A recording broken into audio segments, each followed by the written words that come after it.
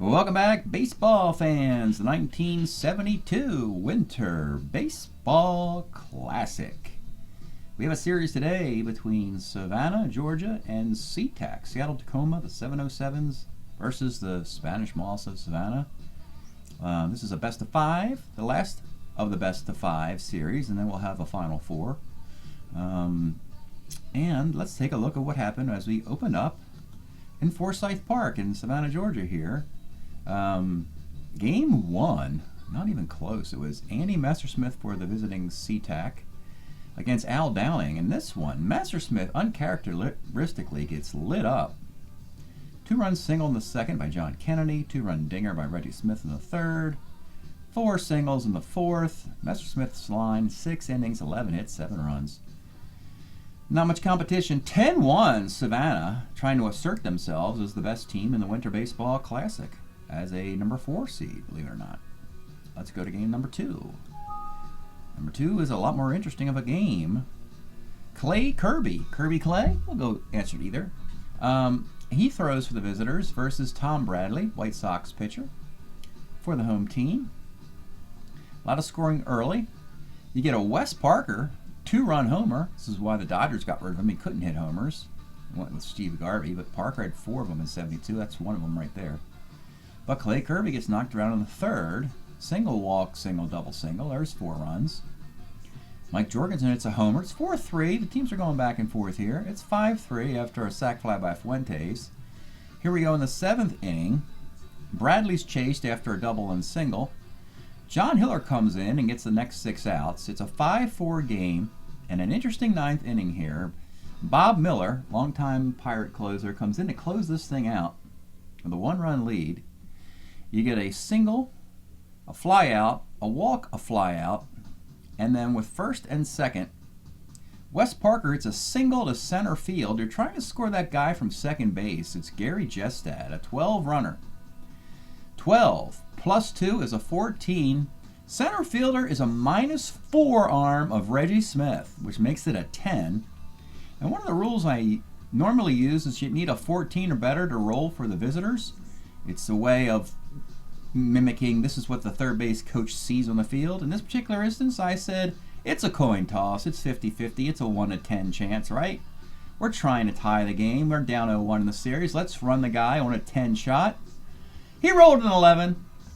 And Reggie Smith, the only center fielder in the game with a -4 arm. By the way, Seattle center fielder Rick Monday's got a -3 arm. We got some arms in this tournament. This is an era when the center fielders had seeds, folks, could throw seeds.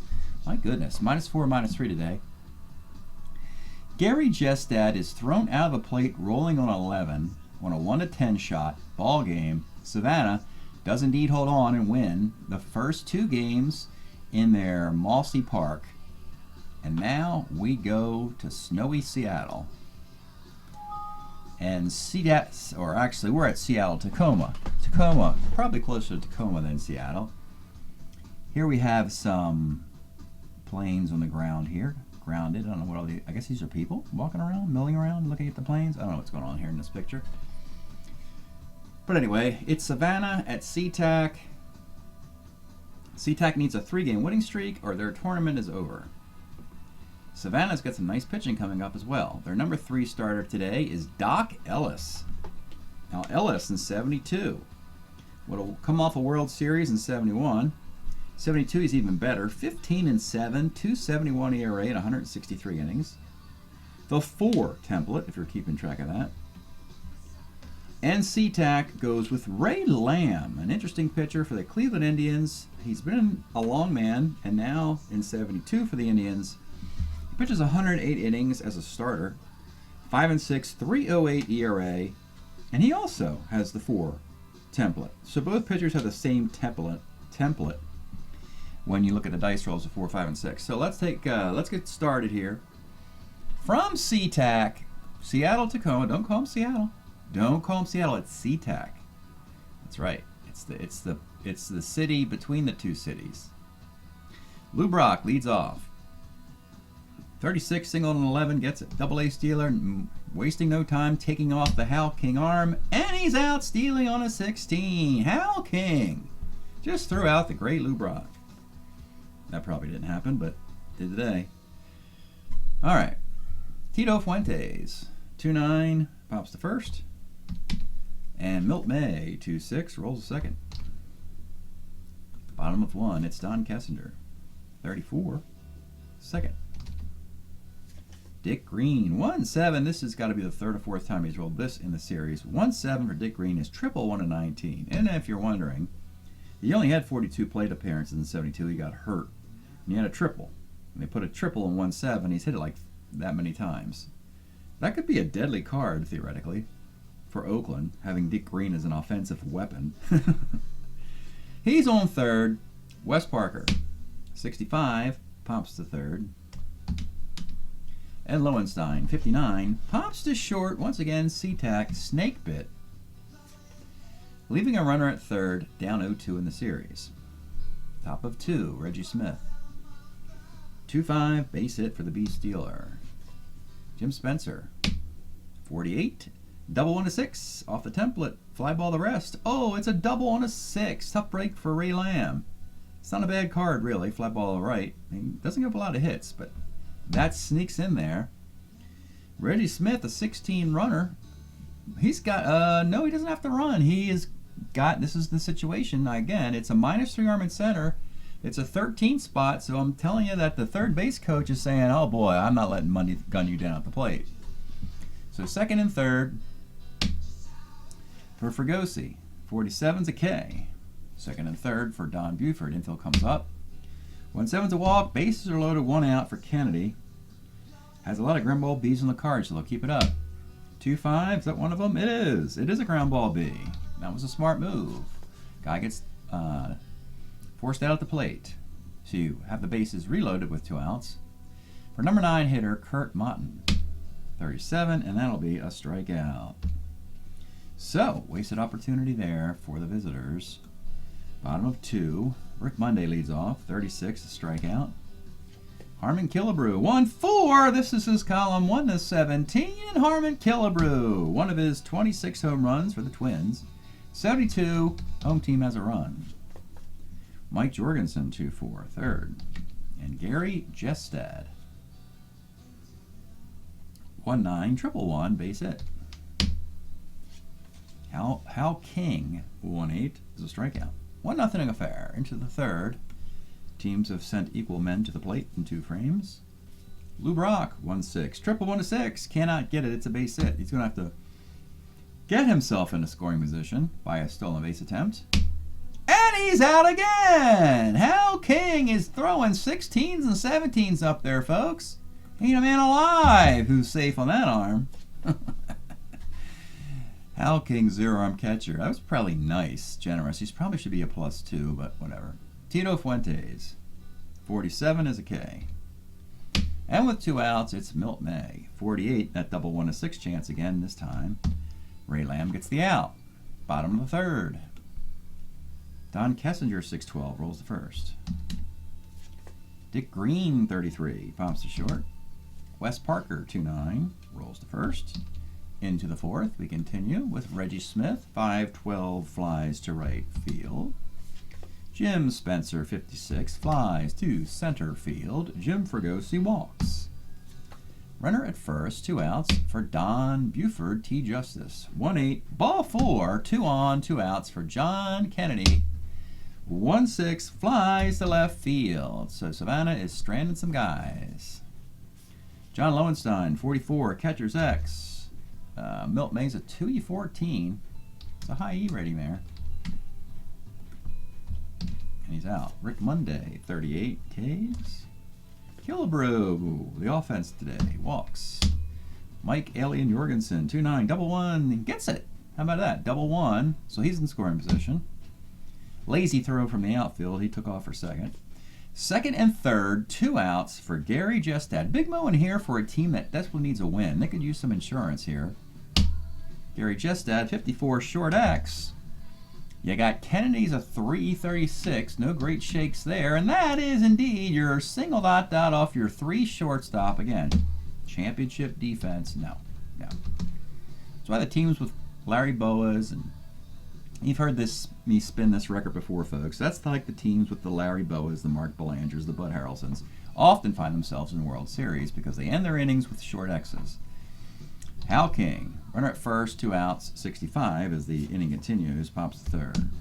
It is now 3-zip. 2 of the runs contributed to the shortstop's range. Kurt Mott in the 5th. 68 is a single. Lou Brock. 37 is a K.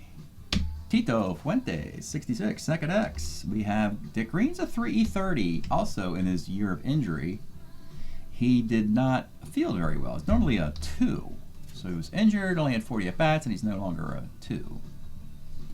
Milt May, 48. There's that third time now. Double 1 to 6, and they've hit it 1 out of 3 times, which is about right on par there. It's a fly ball to right. 3-zip. Ray Lamb, nice day for him. Bottom of the 5th. Let's pause a moment for station. This is the Shrimp Trawler video channel. Este es el canal de videos de camaroneros. Okay. 3-0 lead. Trying to get some more. It's Don Kessinger. 32 is hit by the pitch. He's a C-stealer here. The opponent's got a 0 arm. Dick Green. 1-3, fielder's choice. Now Green's over at first for Wes Parker, who walks. 2 on for John Let It Be Lowenstein. 3-10, and he hit his column. The 2-12 hitter. 3-10, double right field. 1 run scores. Parker, 16 runner. Wes has wheels. He's taking off of Kurt Monten's arm. He's in there. And it's all Sea-Tac today, folks.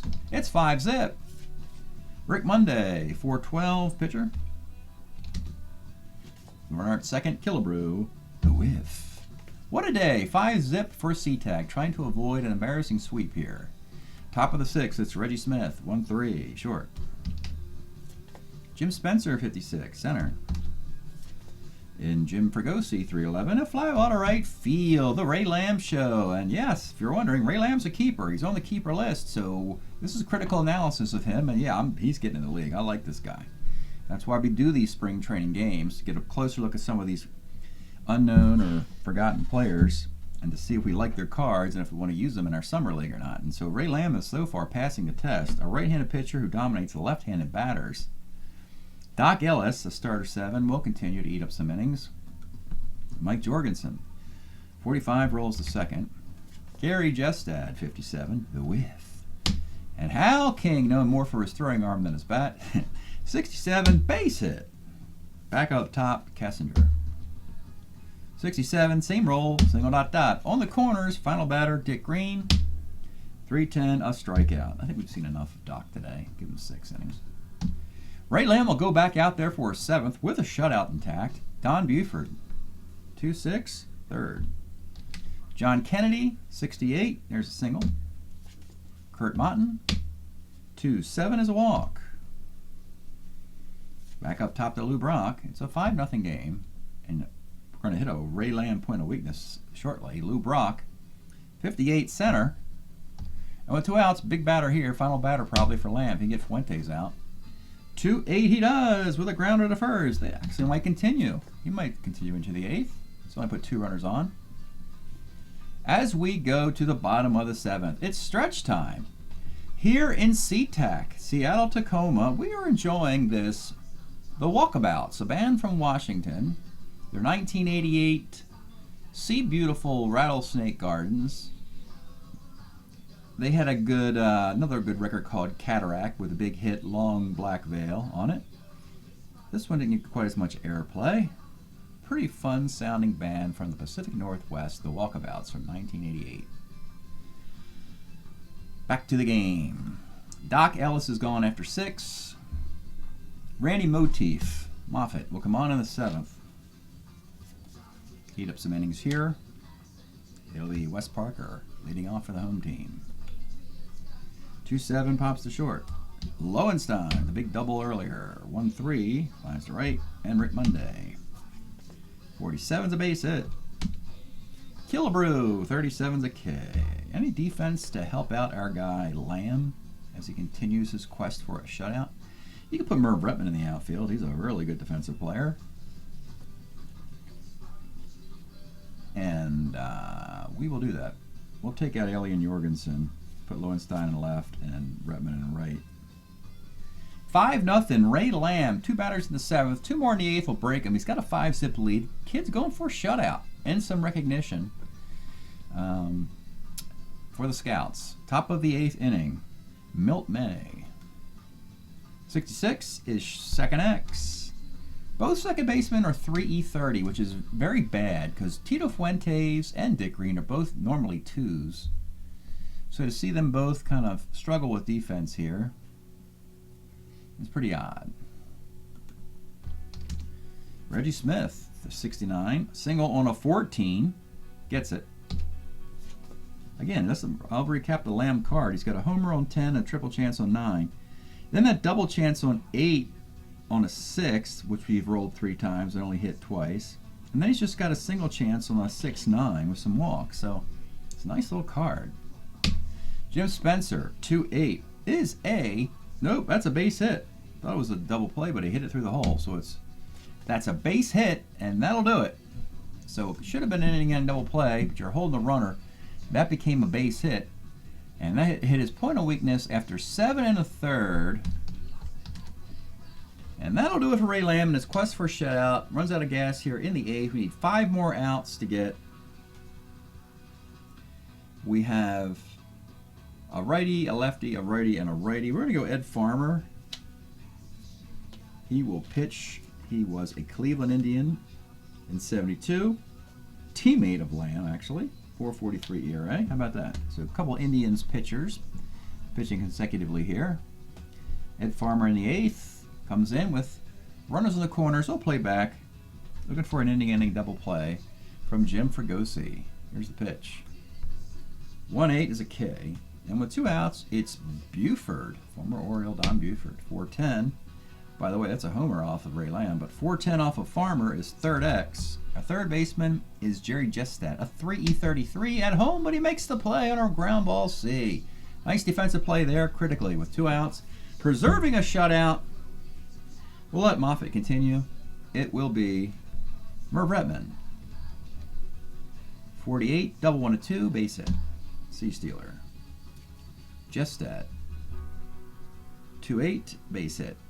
They're adding more on. 2 on, nobody out for Hal King. 2-6, single 1-11, gets it! Bases loaded, nobody out. Moffitt's really destroying this game. He's a relief 3, so he's not broken. Oh, they'll have to bring the infield up for the A. Bunning Kessinger. 39, it's a bases loaded walk. And now we're just trying to get this thing over with. It is 6-0, bases loaded, nobody out. Still up for Dick Green. 56, the sac fly, 7-zip. First and second, 1 out for Wes Parker, 4-10. Homer 1-12. That is a single dot. That'll score another run. On the corners, Lowenstein playing back, trying to get it over with. Single dot. Moffitt can't get this thing over. He's been horrific. Rick Monday, thank you. A 4-6-3 double play. It is 9-0 for the home team. That'll be John Kennedy. 2-6 pops the third. Kurt Motton, 48, single. Lou Brock, 47 is a K, and with 2 outs, Fuentes, 58. Center field, there's your ball game. A 9-0 shutout. Wow, Sea-Tac. Thought you were going to roll up after dropping the first 2 in Savannah, but no, they toughened up, and they get the home win. Still trailing the series, 2-1. We'll do a box here and look at their team stats. Farmer came on in the 8th. Did very well. Hitting a couple strikeouts. Ray Lamb was the story. An 8-hit shutout. 4 walks and 4 strikeouts. Yeah. Randy Motif, not good at all. He gave up 1, 2, 3, 4, 5, 6 hits, 4 runs. Put a walk in there and a strikeout. And the loser, though, was Doc Ellis. He wasn't very good either. 8 hits, 5 runs. Yep, all earned. 3 walks, 6 strikeouts. Boy, lopsided statistics now. 1-0-0-9, 0-1-0-8, 9-14-09. 4-6, 4-7 in a game 3. Game 4. It'll be Bruce Del Canton versus Tommy John. Oh no, Tom Kelly.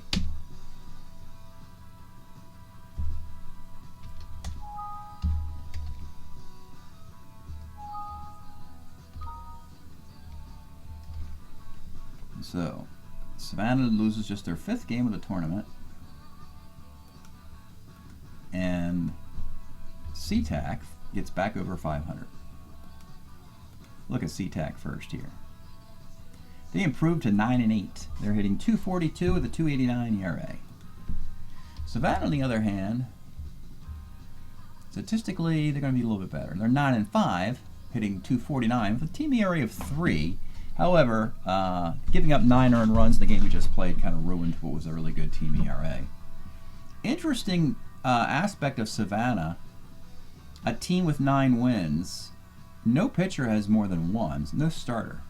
Their bullpen has 6 wins of the 9. Bizarre. Schuler has 2, Hiller has 2, Bob Miller has 2. So it's been about extra inning affairs and so forth, and late changing turn of events. Very strange 1-loss disparity there from the first 3 games of this series. So I will continue a game 4 and a game 5 if necessary. At the end of this video, you will see the 20 cards of the team that gets eliminated. So stay tuned, folks. I'll see you in a bit.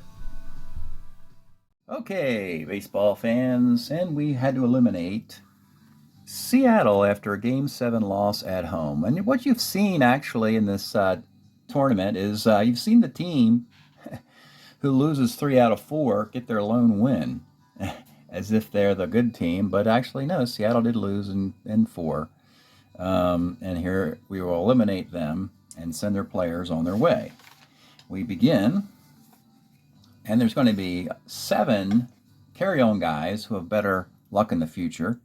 Lowenstein, I think it's 74, where he has a nice year with Cleveland. Jorgensen has a magnificent 74 with the Expos. Rick Monday has like 26 homers with the Colorado Rockies now. Hal McRae, this is a very nice card as an underused 97 at-bat player. Played in the 72 series, but we have him established, and he's going to be a Florida Marlin. Grant Jackson has a sub-2 ERA with Baltimore in 73. Here it's 263, still very good. You look at the Spaceman, he's a relief 4, and he's actually on Boston in a future card, pitching on 3 days rest. And Tommy John, same deal. Here, with the Dodgers, he doesn't pitch on 3 days rest. He's got a future card where he does. Those are the 7 guys that we don't need analysis on. These next 8 are your keepers. We begin with Killebrew. This will be probably it with the Twins. Still, plenty of pop and walks. Again, he's very old now. He's 36, coming off an MVP a few years ago.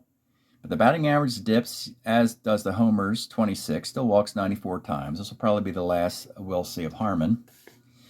Merv Redmond is not that explosive batter with Baltimore he was in 70-71. He returns to earth here as a 233 hitter. Still great outfield defense. He was traded to Arizona. Kessinger still with the Cubs. As long as he's a 2-hit short and a good bat handler, he'll be batting first or second for the Cubbies. Nice Wes Parker, who really, look, he doesn't hit home runs, folks, but is that a real reason to kick him out of L.A.? 279, I understand it, but the Gold Glove caliber defense at first, he's a Las Vegas. He was traded to Las Vegas, so he'll help them out. Here's this interesting Dick Green card. Interesting because the batting average and walks, and you're like, wow, offensive threat. Though we need Dick Green as defense. He's a 3.30 here, and he's a 2.12 other years. You see the 286 batting average is probably a career high, but look at the plate appearances there. Messersmith, he is probably an Angel still. He would be traded for Frank Robinson. Interesting trade in Major League Baseball. But for me, he's going to be with the Dodgers already. Any of the 4 years for Messersmith are good. This is a good card, but look at the innings pitched. We want him to pitch on 3 days rest, so I'm not going to take this one, I don't think. We think we're going with this Clay Kirby because he's got a nice. I mean, this is what the Padres will do to you, give you a losing record. But he's got a good ERA and a number of innings pitched, pretty good. Against righties, single one, we love that. Not a lot of hits, but walk on 7, we're not crazy about. It's balanced out by a line out there. As a starter 7, I like this card. For Kirby, you could see how maybe the Cincinnati Reds would be intrigued about this and want to trade for him after losing the 72 series to Oakland. And here he is, folks, the last keeper of this group. The guy who pitched the game, Ray Lamb. Remember we rolled the double 1 to 6 3 times. They hit it once, right on cue. The single chance. I love that against lefties. And he gets up hits to righties, no big deal. Starter 6. Swingman, long reliever. Righty gets lefties out are extremely valuable. Stats are pretty good for a Cleveland Indian team. I think, yeah, he performed well, and I think Cleveland will keep this card of Lamb. Does he go into the rotation? Doesn't have to. If they're right-handed heavy, I believe Cleveland is. They have Gaylord Perry, Jim Perry, Dick Tidrow. That means that Lamb will have to be in the bullpen again, but still, a righty gets lefties out, an occasional starter. Now we're going to take a look at 4 guys on waivers, beginning with Hal King. This is still a very effective card. We love left-handed catchers with power. The homer on 14 there. Of course, the batting average is not there, but it's balanced out. If you got walks and power, it'll make up for batting average deficiency. He's a 180 hitter. A very successful 180 hitter. Sometimes 180 hitters are more efficient for a team than 230 hitters who don't get on base. John Bateman. We gave him a -1 arm here at age 31. Was an Expo. No, he's a Philly now, actually. And I don't think he was put on waivers by the Expos, and I'm pretty sure the Expos are going to think of bringing up Gary Carter with his 75 card. Here's Jestad, was a Padre utility player. Just a guy, but, you know, not a bad guy. A 246 hitting guy. He's got some power on the right side, can bunt. Can play all 3 positions in the infield. Righty gets better against lefties, so that certainly is capable. Tom Kelly pitched the game 4 that you didn't see and got knocked around, as does this card. And probably a big reason why Seattle, or Sea-Tac, is in this position now. This guy didn't pitch very well. As a guy on waivers from the Atlanta Braves, Atlanta's pitchers would get knocked around in that little ballpark at Fulton County Stadium. And I'm not sure what Kelly's future is. And that leaves just one other guy, an undrafted free agent. It's a very young 22-year-old Ed Farmer. He got drafted into the Seattle Mariners expansion system. He's a relief 3 only. But look over here. This is very interesting. Yeah, they're homers, but not walks or hits. He gets knocked around over there. So the traditional righty who gets lefties out are always sought after, minus the homers, of course. The stats aren't there because of the percentage. Way over here. This is how you can trick out. I mean, this is how you have to build your roster and figure out a way where Farmer only pitches in games against lefties for a team that needs precisely that. So I think this guy might actually make it into our league. And I'm not sure. I believe there's a little gap in Farmer where he goes back down to the minors before he reemerges and then ends up with the White Sox in the later part of the decade. Anyway, he's Cleveland. Ed Farmer. And that is your Sea-Tac squad, folks. The benefits, the perks of playing for the Sea-Tac 707s is that they fly you home after the series is over. They taxi down the runway, they circle, they land. You get the idea. And that's the end of the Seattle-Tacoma season. Thanks for checking this out. We'll see you next time.